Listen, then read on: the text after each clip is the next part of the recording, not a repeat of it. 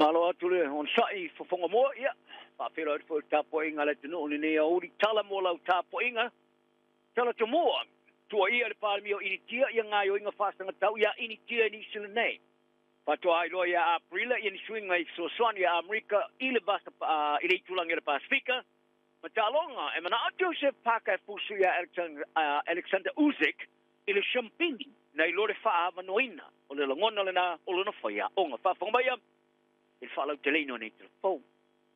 Sa maua le pare mio ni sila Christopher Lacton is tenta o tele fa sanga e mistasio ta ima mafa di kelope o Narendra Modi o intia.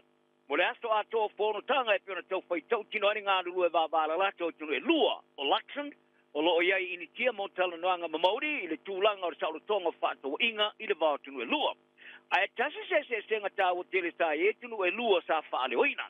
Ia Modi tai fa lo inga yo inga te fa sanga tanga ini tia i va nga fa stori tula pono ini sele nei ma ia tu sele lima inga yo inga ko lupo tanga 6 o lo fa sa ina to no in tia e lava ta fa ria le para mio ini tia ia le ato to ron te tununga o le a fa ia le malo ni sila isinga yo inga iai ai sa longo laxon de ila tu stalla e na telesa ilia fa tapito ia le kulupo tanga ta Khalistan o Khalistan o se kulupo tanga ta 6 fa tu ese o tilo e fa vaina se la tu lava tu no mo tanga ta 6 a ile anga ya tu le fa ungo fono tanga ta to lua ta fa ilo e Modi a Luxon o tu stu singa ile mata upu ala ta fa so ya tunga e winga i tanga te ya ini tia inis yo tanga ta fa to la fono o ya ini sila mo o ya on te tunga la fa wa na la tu mo se lango le malo ni sila le fa yo nga yo fa tanga ine tanga ta fa so to la fono Muriane tele noi leo foi li potim fa di election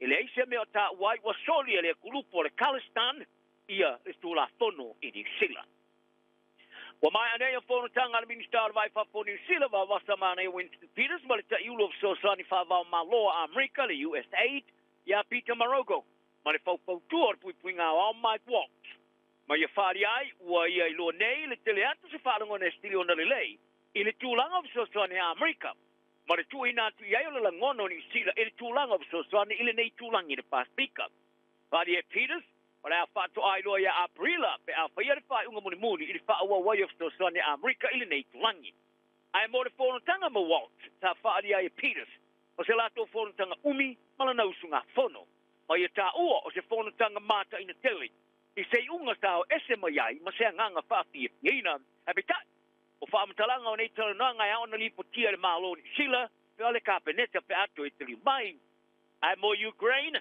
ta pali ai Peters ele tala noina ona sa tau la ai tala noina i ale mata upu le pastika o le aso atai au i fono tanga au tua Peters ma le failo tisiao au le steto a America Marco Rubio e to fitu e tanga tatu tu lai fa mstongo fa tu malo e wai takeri au kila ni sifo i mori anga fa olima o se vaenga o se suenga leo ile te sa fa ile timer falling ale pride ile masina o tonai o le kulupu e ele so tanga ma le loko le Destiny Church ta tu lai fa mstonga so tanga ma fa ula bea ile fa mo sa fa ia mo tomaite fa le tus dele tiara tu ile so smale limo February e se ma tos putanga ta au fie mi tomaite ta fa longo ile fa tonga tusi sa fa ia fa tusi ta punia ma pui la to tonu se potu a so fa ia le au te ile fa tusi o te ngata o moria sa tuta ki o tasiluma o wha masino Fenella Thompson o te ngata pilo i televou te fulu iwa tau sanga e te samale luas fulu o le aunanga lango sa wha pitiara unu whale wha masino i lalo wha tununga mai wha masnonga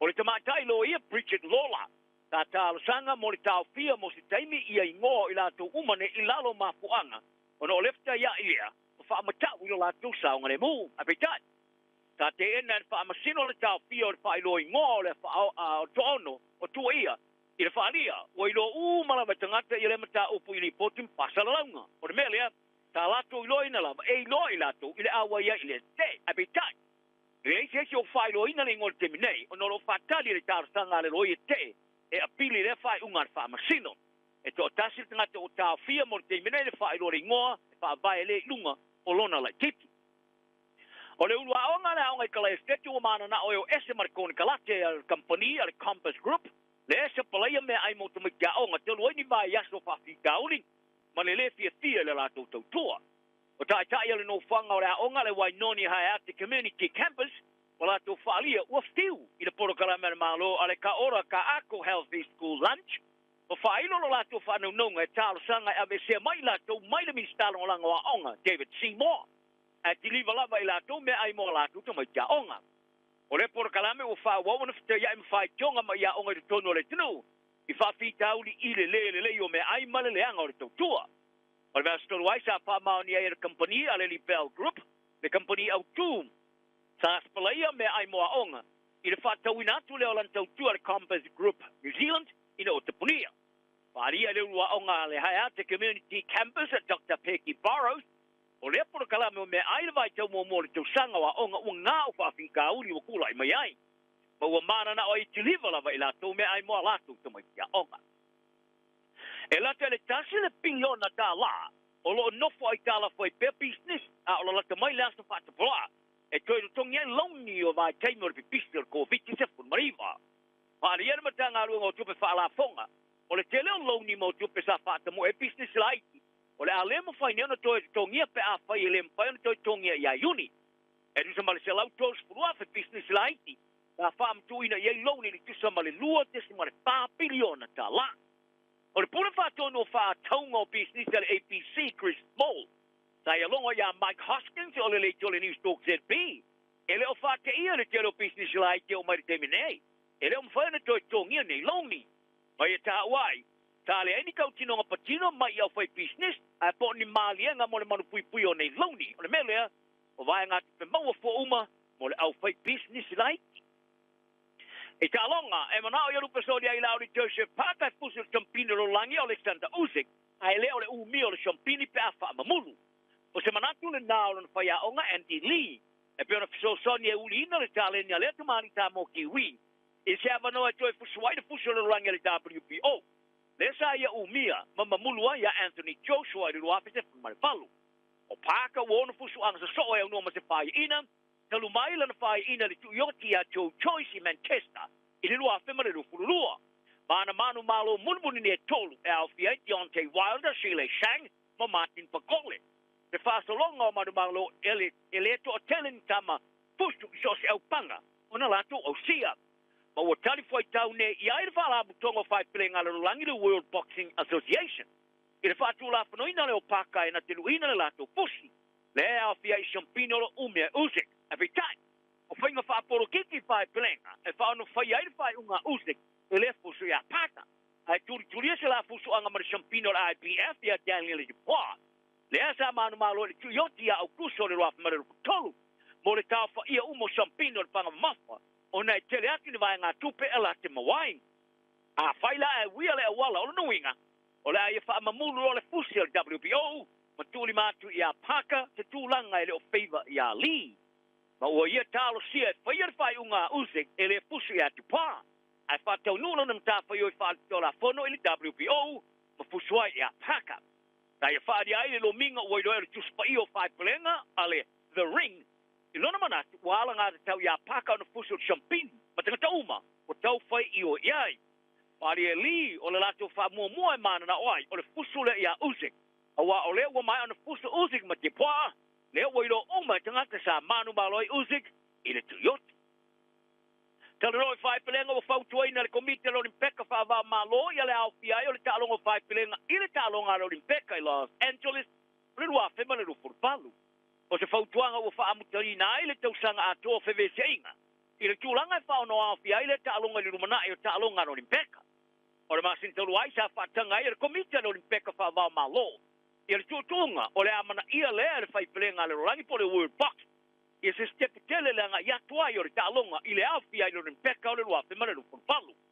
O le whautuanga o le atu ina atu i nei mo le pālota ni te wawhianga le komite o le rimpeka whaavamalo i Greece il vasnei. Ma le whaamoemoenga o le awhaingo whiana pāseina o no whai pelenga e awhia i tālonga pito lau loa i tālonga ale o rimpeka. Wa whaamoe nei e whai ao ngā All Black Scott Robinson i le mata upo se mawhailia o na whirwhiria o tamata aro i tuli whafo i le All Black. I le langolongo ina lo le tūlango tūlai e nele la kapia ni sila e le tali eina. Ia November le tausanga umawai sa whaari ai Robertson, o la ia whaonga ina le whaate te inga maruia sa whaia e la kapia Afrika Saute. Ina filifilia le wana tama o ta'alo yo tuli fafo ila na au fa'ava malo. Ma ia whaamao popo ina i mea moni e tuli matu ila laka pini sila. Ina ia awhia i tutunga. Mo tama e filifilia ila na au.